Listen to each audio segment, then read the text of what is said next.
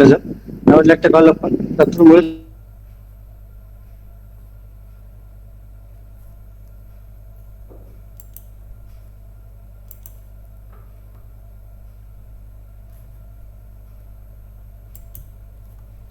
Now, the next is about the esophageal malignancy. The malignancies of the esophagus is considered as the 11th most common cancer and 7th most common cause of cancer deaths worldwide. It's endemic in many parts of the world, particularly the third world countries, where it is the fourth most common cause of cancer deaths. Incident rates are variable worldwide, with the highest rate found in Eastern Asia and Southern and Eastern Africa, and the lowest rates in Western and yes, Professor Emeritus, huh?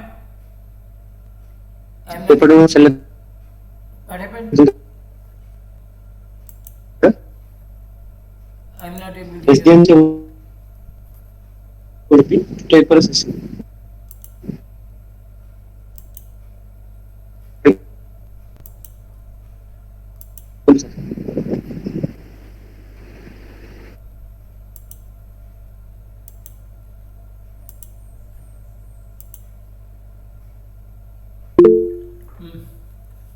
Malignancies of esophagus is the 11th most common cancer and 7th most common cancer deaths worldwide.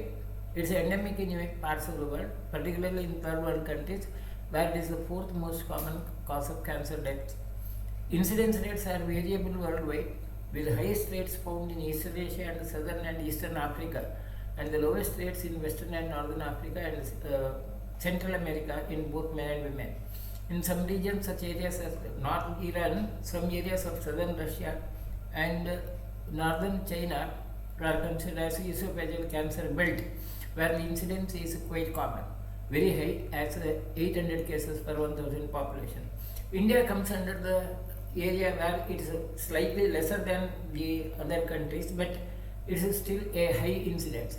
The incidence and mortality rate in India of esophageal cancer is in the higher group, and it's considered like almost 1 in 7, 7 in 100% would have a high risk. Let's say 7% would have high risk of developing esophageal cancer in India. It's the statistics is now actually, as the time passes by, in the recent years, the incidence of esophageal cancer is changing, and particularly the change in the sense it's the earlier it was more common of adenocarcinoma, that's in the lower end of the esophagus, but now the squamous cell carcinoma is increasing, which is in the usually proximal and middle end of the esophagus, and it's worldwide it's around 4,45,000 deaths in 2022, the current rate. And American Cancer Society estimates that 22,370 new cases of esophageal cancer will be diagnosed in the United States by 2024, and around 16,130 persons will die of the disease. So the incidence is quite high, even in such a country like America, where it is considered to be low incidence as such. Now the risk factors about the cancer as such, the squamous cell carcinoma, the most common risk factor is alcohol consumption and tobacco use. And as per the study report, the reference is here, molecular evaluation of metaplasia study. Alcohol, the theory is alcohol damages the cellular DNA by decreasing metabolic activity within the cell, and therefore inhibits detoxification and promotes oxidation. Alcohol is a solvent, specifically fat soluble compounds, and therefore the carcinogens with the tobacco are able to penetrate the esophageal epithelium more easily. The hypothesis is alcohol with the tobacco would increase the chances of cancer of the esophagus higher because of the better penetration. Then adenocarcinoma, which is in the lower end of the esophagus, it's most commonly occurs in the distal esophagus and has a distinct relationship with the gastrointestinal reflux disorder, GERD. Untreated GERD can progress to Barrett's esophagus, that's lower end. Barrett's esophagus is a ulcer formation in the lower end of the esophagus, and this results in stratified squamous epithelium that normally lines the esophagus to be replaced by columnar epithelium. The epithelium layers of the esophagus are in the proximal end it says squamous epithelium, lower end it says stratified squamous epithelium, and it gets replaced by columnar epithelium in the Barrett's esophagus. And the incidence of Barrett's esophagus increases with the age, and comparatively less common in children and more common in men than women. Now, once you have a patient of Barrett's esophagus, to predict the possible risk of malignancy, the size of the Barrett's ulcer is one of the important criteria. There are many other criteria where the risk can be predicted. The one of the criteria is assessing the size of this. And to assess the size, there is a method standard called the pre-classification, where the length and the circumference of the Barrett's esophagus is studied. The length is assessed by the proximal margin of the ulcer, that lesion seen, Barrett's lesion seen, and the proximal margin of the cardiac end of the cardiac fold. This is considered to be the length of the ulcer over, and which is noted as M, and circumference is that's the maximum length or margin as such. Then the circumference is the diameter of the gap between that wider area and the base of the lesion. That's the C, which is also suggestive of the circumference. And usually the size of the Barrett's ulcer is mentioned in terms of Cm with a certain number like C2, M2 and so on. When the size is more than C2 and M2, the risk of malignancy is higher. So whenever we come across a patient of Barrett's esophagus, to predict the risk as such, the length of, if it is more than 1 point per centimeter, that's around C2, M2, then the risk would be high. Prediction of risk also is based upon the other factors. One, the male sex. If it is a male patient having a Barrett's esophagus, you give 9 points. If the patient is a cigarette smoker, 5 points. If the length of the Barrett's ulcer is that's C212, then you will have for every 1 point per centimeter length as such, that C2M2 number or CM number is measured in terms of the centimeters, and then the number is given. And suppose if you do the histopathological point, if there is a low grade dysplasia, then you add 11 points. If the total points are 0 to 10, then there is a low risk and the annual risk progression is 0.13%. Whereas if it is more than 20 points, then the annual risk progression is 2.1%. So every year the chances of risk of developing cancer is higher. So that's one of the important criteria in the routine gastroenterology practice. If at all we come across a patient of Barrett's esophagus, to predict the possible risk of malignancy, this is one. Of course, in the early stages of Barrett's esophagus, it can be managed, cured rather, by the usual treatment, and I would always prefer the Sudhashekara, Kamadukha, Godandevapatikara, the Urdhva Amlapitta Chikitsa. By that, the condition can be managed, and of course, the diet restrictions also are important. Another of the risk factor is obesity. Obesity is another of the risk factor for esophageal adenocarcinoma, specifically people with the central fat distribution. Central fat distribution is where the abdominal diameter is more, which is very common in India. The pattern of obesity in India is mainly that central fat distribution conditions. And as per the study, they report individuals with the highest quartile of body mass index, that's have a 7.6 fold higher risk of developing esophageal adenocarcinoma compared with the lowest quartile. Like depending upon the total BMI, the risk can be predicted. Analysis of case control and cohort studies have revealed a relative risk of esophageal adenocarcinoma of 1.71, that's 95% confidence, for BMI between 25 and 30 kg per square centimeter, and whereas the risk is lower for 2.34 when the BMI is more than 30 kg, risk is higher 2.34 In the less than 25 to 30, it's 1.71, and when the BMI is more than 30, it's 2.34. So that's one of the important issues.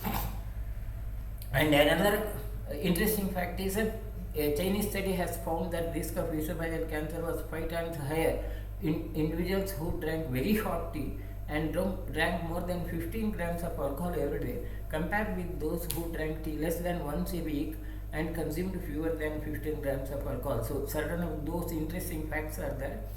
Another of the important fact which has come up now recently is a genetic pattern which increases the risk of the esophageal cancer.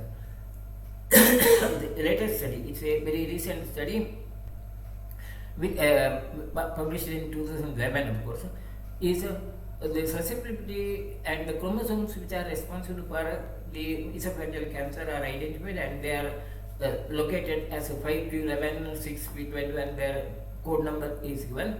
And these multiple genetic loci are now identified as the genetic environment which facilitates which increases the risk of the cancer. So identification of the people who are more prone for cancer is now possible with the genome studies. Another factor is human papillomavirus. Papillomavirus infection is also recognized as a contributing factor. Of course, papillomavirus is well known to produce the cancer of the cervix, the highest incidence, and it also has the increased chances of risk of the lungs, the abdomen, the all GIT assets, particularly the esophageal cancer. The risk has been well known. The stomach as well as which it can which is known. Then another issue is H. pylori. Now, H. pylori, Helicobacter pylori, which can cause stomach cancer, is not associated with the esophageal cancer. The of course the risk, that's one of the important issue.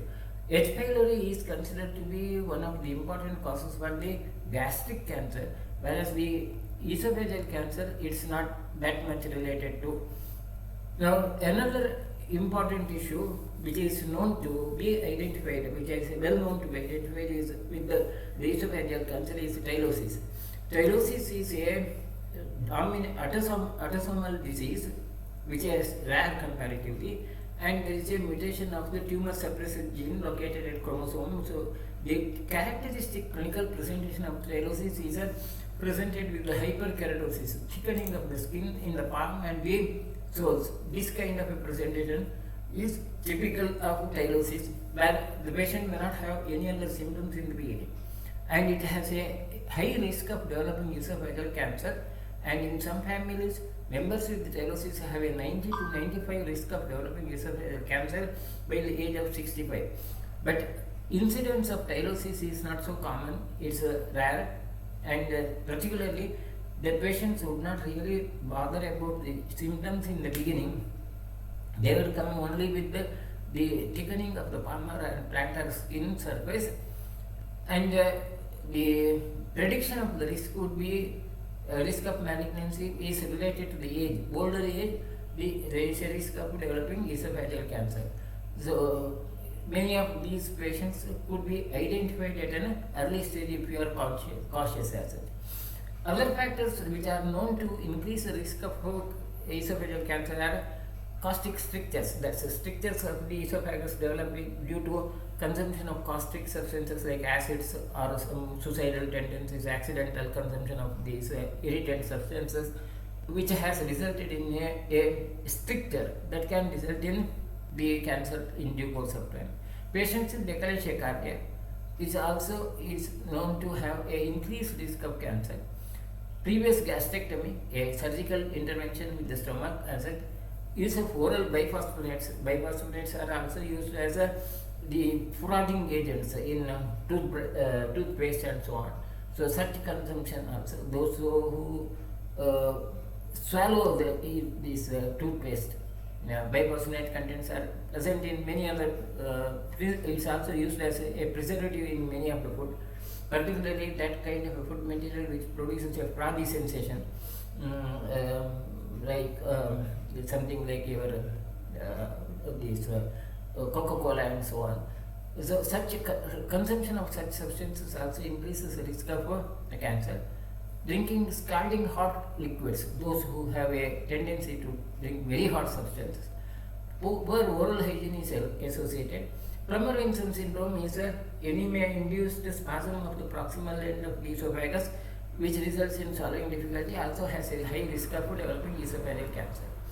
As far as the clinical symptom is concerned, the clinical symptom, the most common presentation of the esophageal cancer is a dysphagia, which is initially limited to solids, but eventually it progresses to include the liquids. And it usually occurs when the esophageal diameter is less than 13 mm. And this again, when the patient would present with the dysphagia would be depending upon the pattern of the lesion. See, esophageal cancer can present with many forms. Ulcerative forms are one of the common forms. The circumferential forms, the lesion which involves the whole of the circumference, is another form. Or polyp-like projection. Now those conditions which present with the circumferential lesion, they present with the dysphagia as an early symptom, and hence the diagnosis becomes easier. Whereas those lesions which present as a polyp-like projection or ulcerative lesions, they may not present with the dysphagia in the early stage. Only when the diameter comes to less than 13 mm, then the patient may develop the dysphagia, and hence in such conditions the diagnosis will be delayed. The other clinical symptoms which can occur could be weight loss, which is again a common symptom, second most common symptom, which is seen in more than 50%, and the cause for the weight loss is mainly lesser food consumption as a result of the dysphagia. A patient also may have anorexia also as a result of the tumors. Bleeding may be seen in a patient in esophageal cancer, which may present most commonly as an iron deficiency anemia, and the occult stool test would be occult blood test for the stools would be positive in such patients. A patient may not have vomiting. The blood hematemesis may not be present in majority of the patients. It could be the bleeding which is otherwise not identified and identified as mainly iron deficiency anemia. Pain may be felt in the epigastric or retrosternal area. Pain over the bone areas may suggest about metastasis. Metastasis occurs over to the bones of the thorax, and hence the patient may be in constant pain may be felt. Hoarseness of the voice also can occur in esophagus if it is a quite extensive esophageal condition, and particularly more common in the proximal esophageal cancers, squamous cell carcinomas, because of involvement of the recurrent laryngeal nerve. And it's a sign that it has progressed beyond the esophagus, and surgical resection may not be a possible issue. Patients also may have persistent cough due to the irritation of the larynx. Respiratory symptoms, persistent cough and recurrent pneumonia also can be produced due to aspiration of the undigested food. Patients who have developed this swallowing difficulty, dysphagia, may aspirate the food contents, or if there is a huge ulcerative tumor which may penetrate into the trachea, and a tracheobronchial tree could be affected, there could be a tracheobronchial fistula. In such conditions also there could be aspiration as such. The benchmark for the diagnosis of esophageal cancer is esophagoscopy. Endoscopy is one of the most reliable means of diagnosing the cancer now. Earlier it was a barium swallow which was considered to be the benchmark. Now the tendency, and because of the accuracy, higher accuracy and higher positive rate, endoscopy has become the more common. Now, to identify the cancer at early stage in the esophagus, it's better to identify the minimal changes in the endoscopy. The earliest change are the certain of those conditions which increase or which can suggest about the possibility of the malignancy, which require a follow-up with the biopsy under endoscopy, are the initial changes or maybe the advanced changes. the initial changes which lead you to suspicion, where you have to think of a biopsy, would be any area which is flat or slight elevation at the area, flat or slight elevation at the edge of the esophagus, or a depression with the smooth or uneven surface. That's the area where you need to take the biopsy.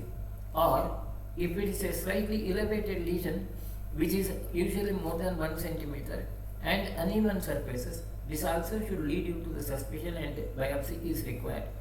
If there is a hyperemic flat lesion of more than 3 centimeter with the granular or uneven surface, that also is one of the early presentation of the esophagus, which requires follow-up with the biopsy. Or a depressed lesion, a lesion which is depressed and depression is more than 2 centimeter with uneven surface, that also could be leading to the suspicion of the malignancy. So when you do the esophagoscopy, that gastroscopy as such, these signs should be cautious. But when you have a very prominent irregularly nodular area, it's quite obvious that it could be malignant. A protruded lesion which is quite obvious there, or elevated lesion with granular surface and uneven surface, these could be the lesions, presentations of the esophageal malignancy seen under the endoscopy.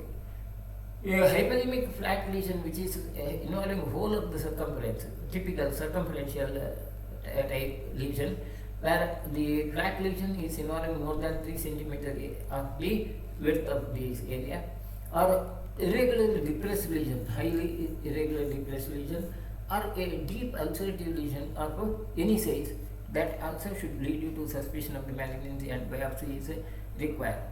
The classification or nomenclature of esophageal cancer or gastric cancer, this is one of the important issues.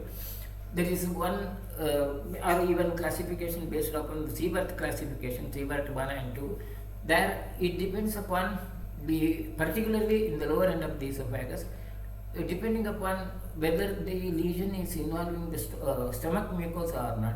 You have to make out the lesion as a Siebert 1 and Siebert 2. Siebert 1 is where the patient has a lesion more prominently in the esophageal area. Siebert 2 is where it is extending into the stomach as such. So the typical would be a Barrett's cancer with the extension into the cardiac epicenter. That's where the lesion starts in the epicenter and it moves upwards, or the lesion extend upwards, is a Siebert 1 type. And Siebert type 2 is a cancer with the long extension in the esophagus, but also has some extension to the stomach, gastric area, is Siebert 2. Siebert 3 is primarily considered as a esophageal cancer, but now they classify this as a gastric cancer, a cancer at the cardiac end of the stomach with a slight extension towards the proximal side, but more extension towards the gastric side, esophagogastric junction, that's considered as Siebert type 3. Now, these identification or the classification of a carcinoma of the esophagus under endoscopy would be quite important when you go for the surgical decision. And another important fact is about from where the lesion has started, whether it started from the stomach or whether it has started from the esophagus. That's also is one of the important issue which makes a difference in the surgical exploration. Now, there could be a type of lesion where a stomach fundal cancer may extend into the esophagus. Now, this differentiation is important. Whereas a cancer, fundal cancer with more extension into the stomach could be seen. So, whenever a esophagogastric junction is examined under the gastroscopy, you need to focus on these issues. Like if there is a lesion, the extent of the lesion in the stomach and the esophagus has to be assessed, and by that you can make out the Siebert classification. And if there is a lesion in the stomach, whether the lesion in the stomach has extended into the esophagus or not also has to be identified, and this has to be differentiated. Often it may become difficult. Now, some of the examples of this, because gastroscopy is something which we do regularly, I'll give you some examples of these visions, like the Siebert type, the Barrett's cancer, where the patient would have a long Barrett esophagus with a relatively fat lesion. The lesion is somewhat flat, and the upper margin also is slightly elevated, something like around 9 centimeter above. The distance is around 9 centimeter. A flat ulcerated lesion on the other way, this also is typical of the severe type 1, where the lesion is mainly extending into the esophagus. Large area of irregular flat tumor in short esophagus. This also is a severe type 1.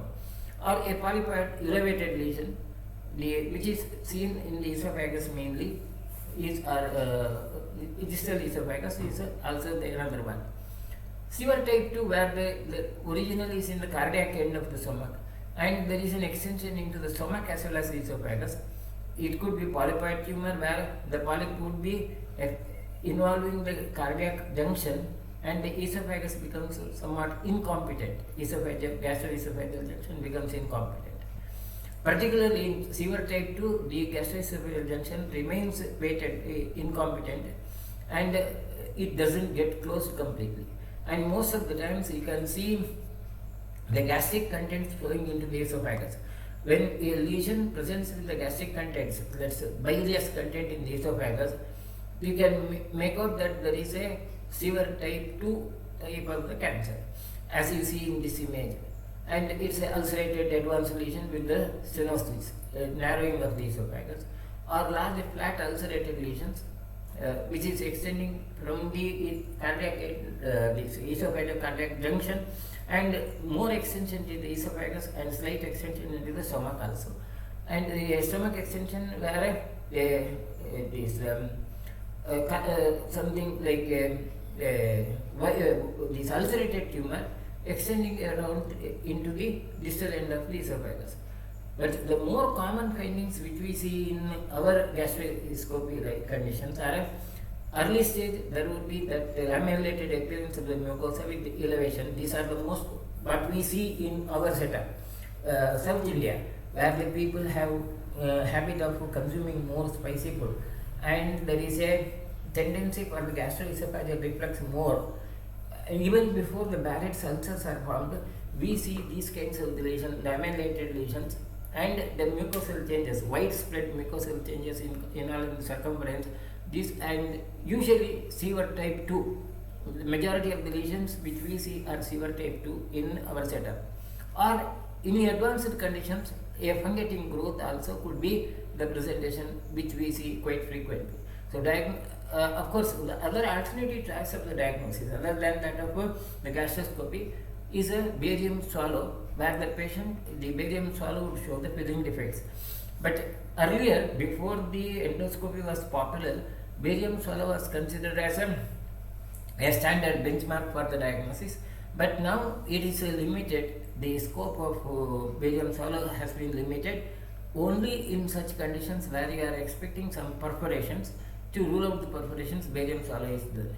The other alternative choices of the investigation to confirm are either MRI scan or PET scan. PET scan lesions, PET scan also can locate the lesion, and it can help in assessing the extension of the gastric beyond the esophagus. Here in the esophagus shape is altered, and there is a mass extending beyond the esophagus, which is suggestive of penetration. Or in the PET scan also, the penetration beyond can be made out. So that's about the diagnostic methods for the esophageal cancer. Of course, in all such conditions, ultimately it is the histopathology which confirms the diagnosis. Now, differential diagnosis, when a patient presents with the swallowing difficulty, dysphagia, the important conditions which have to be differentiated are achalasia, the stricture of the esophagus, or benign tumors also have to be ruled out, and the better tool for the differentiation is a endoscopy. TNM staging of the esophageal cancer is again following the usual issue. Here the tumor staging is based upon involvement of the surrounding tissue, whether the surrounding area, if there is a lesion limited only to the mucosa, then it is T1. If it is extending beyond the mucosa into the supportive layers, tissues, that submucosal layer and to the certain muscular layer, it is T2. When it has extended beyond the serosal layer and reached the periphery, it is a T3. And now of course there is one thing like T4 also, tumor invades the adjacent structures where the trachea also is involved and tracheobronchial fistula may have developed.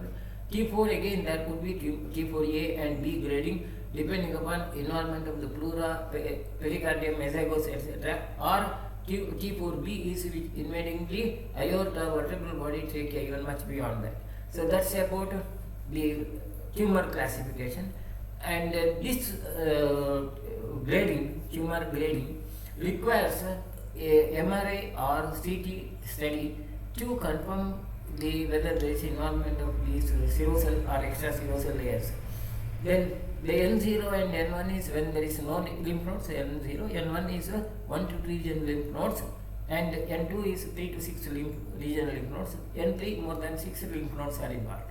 M0 and M1 as usual, no metastasis or distant metastasis. The other standard classification of esophageal cancer also is also called as Japanese classification. This also is now being used in many conditions, and this is based upon the clinical presentation. Type 1 where the patient, the lesion may presented as a bulging of the mucosa, elevation. Type 2 is where there is an ulcerative lesion with some localized area. Type 3 is ulcerative lesion with the infiltration surrounding area. Type 4 is purely infiltrated lesion, the whole of the circumference has become rigid as such, and this also is the other criteria.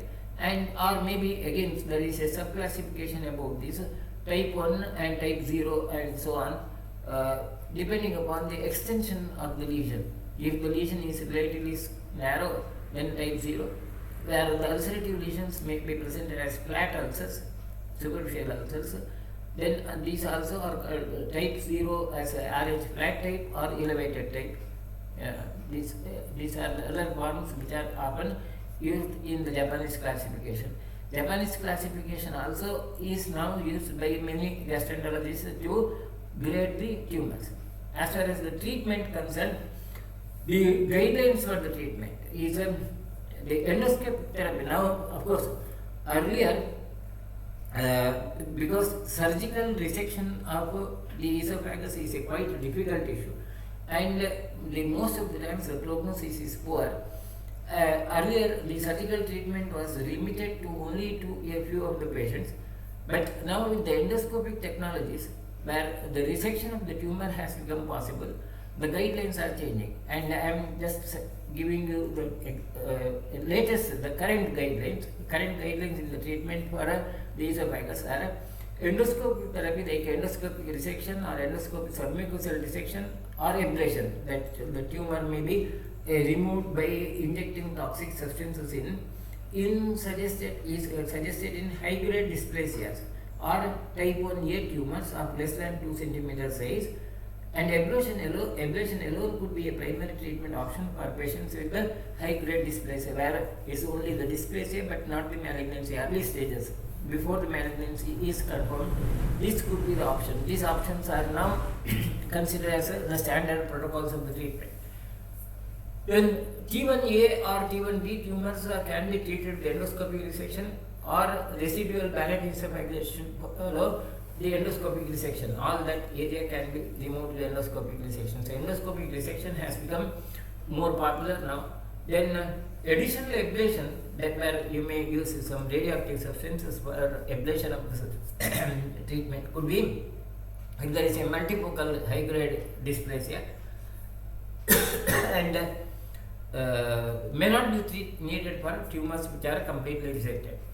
Esophagectomy, the other rigorous choice, is indicated for patients with extensive high grade dysplasia or T1A adenocarcinoma with the nodular disease that is not adequately controlled with the endoscopic resection, with or without ablation. And transhiatal or transthoracic or minimally invasive approach may be used for gastric reconstruction as such for post-operative nutritional support. And feeding jejunostomy is preferred to gastrostomy. See, earlier one of the palliative measures was gastrostomy. I have done a few of the gastrostomies in carcinoma esophagus, but the results are not so good, not satisfying as such. Gastrostomy is putting a feeding tube into the stomach and the patient is fed into the tube directly. But now the trend has changed. Instead of having a feeding jejunostomy, instead of having gastrostomy, a feeding jejunostomy is preferred and is better tolerated by the patients. This is what the current claim is. The trend is changing based upon the statistical observations of the patient's results of treatment. But the outcome is not that satisfactory, it is poor. Then primary treatment options for the squamous cell carcinoma are where the patient has a lymph node involvement and plus tumors. In such conditions, preoperative chemoradiation and then the surgery is done. That's or chemoradiation combination also is done with the esophagectomy as one of the options. So patients with adenocarcinoma with advanced resectable tumors, then the preoperative chemoradiation is preferred and definitive chemoradiation is indicated after the surgery. These are certain of the treatment guidelines which are important. Esophagectomy is no longer considered as a palliation of symptoms because other treatment modalities have become available for relieving dysphagia. Earlier, esophagectomy was considered as a palliative measure, but now you have plenty of other options by which the patient's feeding can be improved. And the other is minimal invasive esophagectomy, endoscopic resection of the esophagus also has now becoming somewhat popular. And endoscopic mucosal dissection is a attractive option for the treatment of superficial cancer. These days the trend is changing, and the other palliative measures where the tumor cannot be removed are endoscopic restoration and enhancement, lumen restoration, where you have to keep the lumen open by removing the tumor tissue partially, or self-expanding metal stents. Now these are also becoming popular in the conditions where the tumor cannot be resected. As a palliative measure to improve the feeding, the metal stents are used. These metal stents are simply expansible wire like these networks which can be inserted and fixed to the lower end of the esophagus so that the growth doesn't obstruct the lumen completely, and these are now becoming more popular. The other options are the external beam radiation therapy, brachytherapies where a radioactive substance is inserted in. Laser surgery also is now suggested as well other option as such.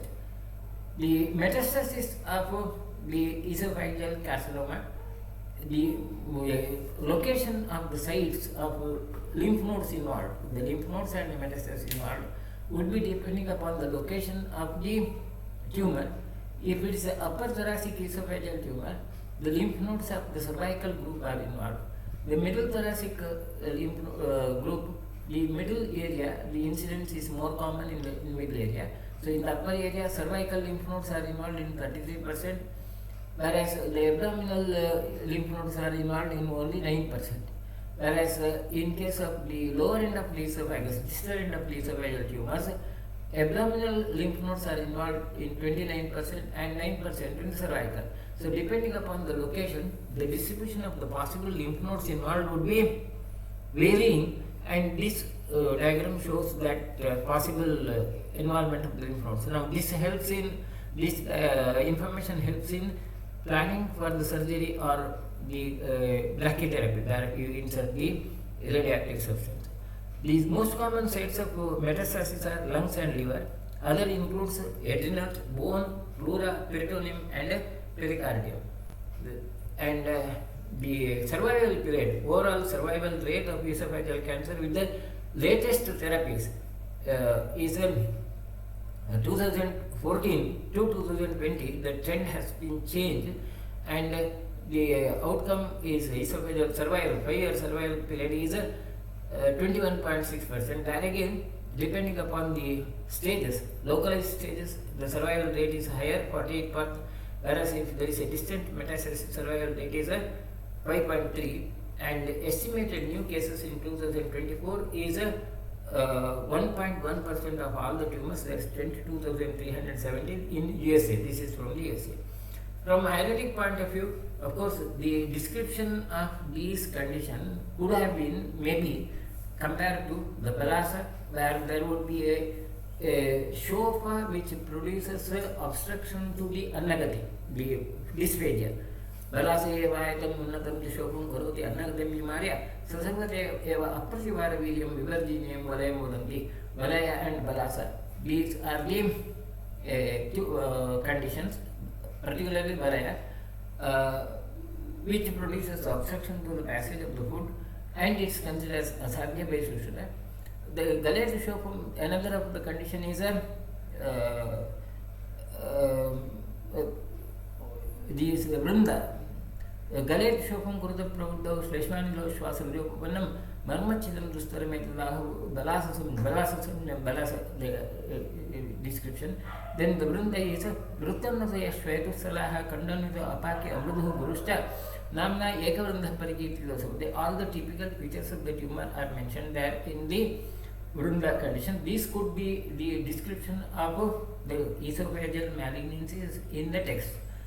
From the practical point of view, there is a serious limitation of treating these patients of esophagus with Ayurvedic remedies, because the major possible issue is about the drug administration, as the patient would have a swallowing difficulty, and the administration of the drug itself is difficult. And of course, my experience in handling these patients is the results are very poor, not dependable. So whenever a patient of esophagus malignancy comes in, I will be referring the patient to an oncologist. And in the terminally ill patients, of course, the usual treatment, like whatever we do in any other terminally ill patient, we may do, where the modern treatment has failed. Other than that, there is not much to be spoken about the treatment results of Ayurvedic protocol. With this, we will conclude today. In the next class, we will take up gastric malignancies and continue. If there are any questions? No questions. Right.